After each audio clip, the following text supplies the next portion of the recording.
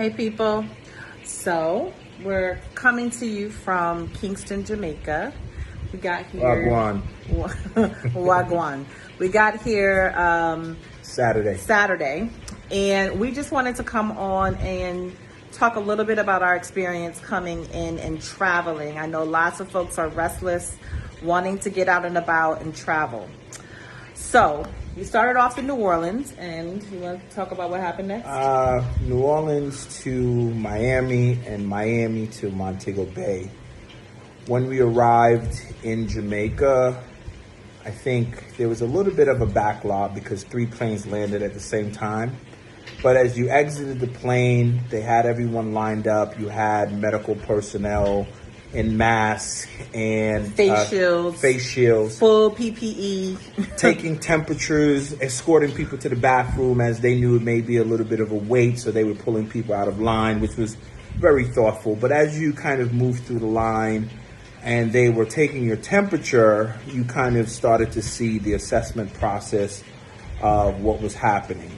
By the time we got to the first kind of checkpoint, hand sanitizer, and the first part of the screening process, you were escorted to a table where they took your information, which your information was already in the system because you had to fill out a form to get authorization to come into the country. 3 days in advance of travel. 3 days in advance of travel. Which somebody forgot to do. Yeah, she forgot to do it. And we almost got left. We ain't going to talk about that. That was her. That was her, right? Mm. So after that, they pulled up your information in the system, verified all of your information, kind of did a reiteration of what was on the document, kind of let you know what the procedures were in terms of quarantining when entering in the country. So then they informed us, or asked us, basically, informed us, do you understand you will be getting a corona test today before you leave the airport? Right. So we left that space, finally got to immigration. So we gave our immigration documents and then moved on to customs. Meanwhile, every 5 to 10 feet, someone is spraying you with hand sanitizer. White rum. I mean, the chair we had to sit down in the registration space was wrapped in plastic. And before I sat down, someone rushed in, sprayed it down with some sort of sanitizing spray, sprayed the table. The woman who was taking our registration information changed her gloves. All of them had on N95 masks, white face shields, wiped down. You need to get your curry chicken. Go get your chicken. Wiped down the surface area. And so this was happening at every step of the process. So after that, we go through immigration. After immigration, we head in to get our bags. Before entering the baggage area, we are sprayed again. We get the bags. Before we go through the customs now, to clear customs, same procedures. Meanwhile, we have had a mask on continuously. Continuously, everybody has masks. Every person deboarding the plane has a mask. Everyone we are interacting with, at the very least, has a mask, but most of them have full PPE, including face shields. So after we finally clear customs, then we were directed to put our bags into a holding area and given a card. From there, we were escorted to check in and verify our identity again. And then we were given the corona test. So the one thing I forgot was I'm going to start all over again. No. Before we got to the bags, though, after we left immigration and they verified our information, identified our test kits, then they sent us to an area where you had to download the app. So there was an entire app that we had to download with a message from the Prime Minister. And she's going to tell you about the app because she loves the app.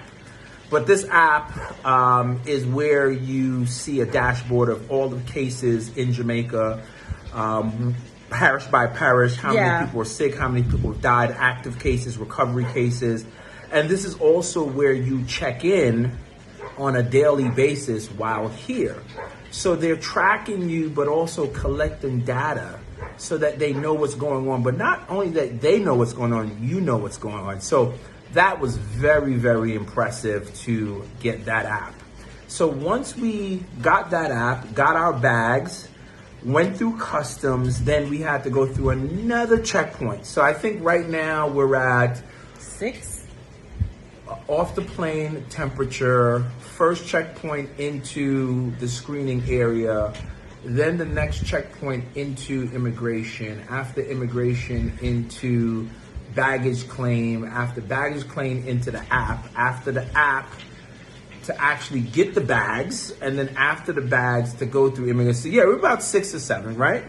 So then we enter into this next line, we go outside, they take our bags, store them, and then we had to go to this other line where we had now downloaded the app. We had been sanitized about 6 times, and we were given these documents to show that we had gone through these procedures and that all of the paperwork matched from when we signed up online to what we confirmed to when we were on the ground. For that information being matched up with test kits for each of us for 2 corona tests, 1 nasal and 1 mouth swab. So then now we finally, after all of that, then we get to the doctors who are on the outside of the airport, who then take intense on the outside of the airport. A nasal swab, and then a oral swab. And then, only then were we then given additional paperwork that we can then come back to get our bags to then leave the airport. Now, tell her what happens after you leave the airport. When I go check on my curry chicken that I'm cooking. So after that, I mean, it's been amazing. So we actually flew into Montego Bay, even though we're staying in Kingston. And so someone had to come pick us up, which meant we had to travel. And as soon as I left the parish where the airport is in Montego Bay, as soon as I left the parish, the phone went off and was like, where are you going? You need to check in with us. You're traveling, you're moving. So it was clear that the geo-tracking system works. But beyond that, what I've also seen is everyone here is wearing a mask. Everyone, even the man at the corner with the squeegee guy at the corner trying to squeegee the windshield has a mask. Everyone has a mask. If you've ever been here to Kingston, you know sometimes you have to go past a guard to go into a parking lot for a store. Those guards have on masks. You have to pull up. Usually they give you a ticket so that you can enter, and then you have to use that ticket to leave. They have thermometers. They take temperature checks to get into the parking lot for the store. When you get to the store, there's guards on the outside sanitizing you before you can enter a store, making sure you have on a mask, opening the door so you don't have to touch the door handle. And this has been our consistent experience, which is just night and day. And something we really wanted to come on and share, as we know a lot of folks are contemplating travel and is it safe? I will tell you the most unsafe part of our journey here was while we were in the United States. I have never felt safer about a situation. I know folks might have concerns around privacy, etc., and data and all of that. But if that meant that almost 150,000 people in the United States didn't have to die, I think I give up some privacy for a little while to ensure that folks will live through this pandemic. The other thing I really want to say about this is arrogance. This is arrogance. When the packet of information that we received from the Jamaican government, you can look on it and see a lot of it is World Health Organizational information that they white labeled for Jamaica, right? They put, Black people on it. They made it, adapted it for a Jamaican audience, but the back of it shows the information came from the World Health Organization. So just like Jamaica took the test from the World Health Organization, they also took materials, they took guidelines, they took protocols and put those things in place. And that's exactly why you see them having 10 deaths. And so what's ironic to me is we talk about Jamaica as a third world country. when first world America is on track to seeing hundreds of thousands of Americans dying from arrogance, So let me put that into perspective for you. I was born in Jamaica. I grew up in the U.S. and in about 2007, I came back to the Caribbean to work in several islands. The first island I worked in was St. Kitts and Nevis. Population, 40,000 people. That means the entire island in St. Kitts and Nevis would be dead twice over, 3 times over, based on the count in the U.S. Barbados, I've lived there for 2.5 years as well. That country has about 350,000. That means half the population of Barbados would be dead right now, based on the numbers in the U.S. St. Lucia has, I think, either 75 or 150,000. All of St. Lucia would be dead. So we're talking about entire countries worth of people have died in the U.S. We have not seen this. So prior to coming to Jamaica, we had to take our kids down to Florida to their grandmother. So we live in New Orleans and we're traveling.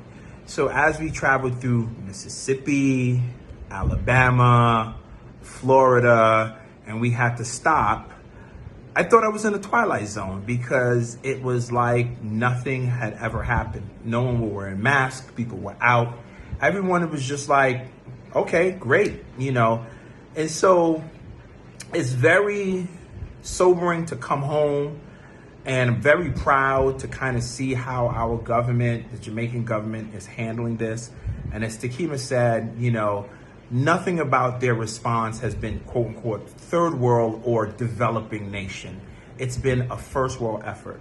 And if we had even half the intentionality of what they had, I mean, think about what happened when our American citizens were coming back to the US and just stuck in the airport.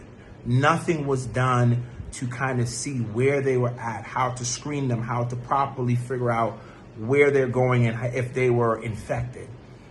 It's just a shame. It's just a shame. So anyway, we recorded this because we want this to be shared, especially amongst Black folks. Don't let folks tell you that our countries are inferior. We are the most intelligent people, and this is an example of putting Black intelligence to work to make sure Black people live and thrive. So just want to share this. Please share this, especially those of you who are considering travel. I recommend you find out if you want to travel, if they have things like this in place. I feel 1,000 times safer being here.